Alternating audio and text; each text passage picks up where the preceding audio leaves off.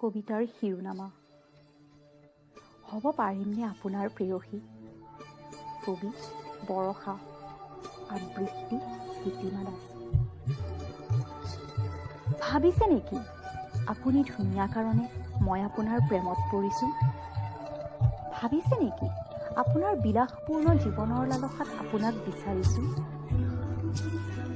আপুনি জানো জানে মই ভাল পাওঁ বাবেইতো আপুনি ধুনীয়া? আপুনি জানো বুজে বিলাসিতা যে মোৰ কাম্য নহয়? আচলতে আপুনি জানে ন, তেন্তে বুজিও নুবুজাৰ ভাও ধৰে কিয়? কবিতাৰ ভাষা জানো আপুনি বুজিব? হয়তো আপোনাৰ বাবে মোৰ প্ৰতিটো কবিতাই নিৰৰ্থক, পঢ়িব সামৰি থৈ দিব। বুজিবলৈ চেষ্টা কৰিবচোন সেই কবিতাৰ শাৰীবোৰক, আঁকিবলৈ যত্ন কৰিবচোন মোক কবিতাৰ শব্দবোৰক। কিজানিবা বিচাৰি পায়েই নেকি আপোনাৰ প্ৰেয়সী? কেতিয়াবা নিজকো ফঁহিয়াই চাবচোন মোৰ প্ৰতি আপোনাৰ অনুভৱক, মোৰ প্ৰতি নিক্ষেপ কৰা প্ৰত্যেকডাল দৃষ্টিবাণক।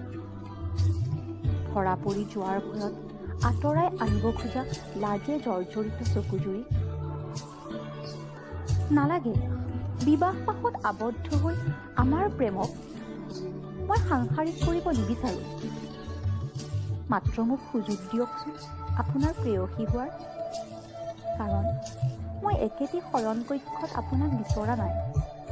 বিচাৰিছোঁ মাত্ৰ দুটি দেশত এটি প্ৰাণ লৈ জীয়াই থাকিবলৈ, যাতে পত্নী হিচাপে নহয় প্ৰেয়সী হিচাপে প্ৰতিটো জনম কেৱল আপোনাক ভাল পাব পাৰোঁ।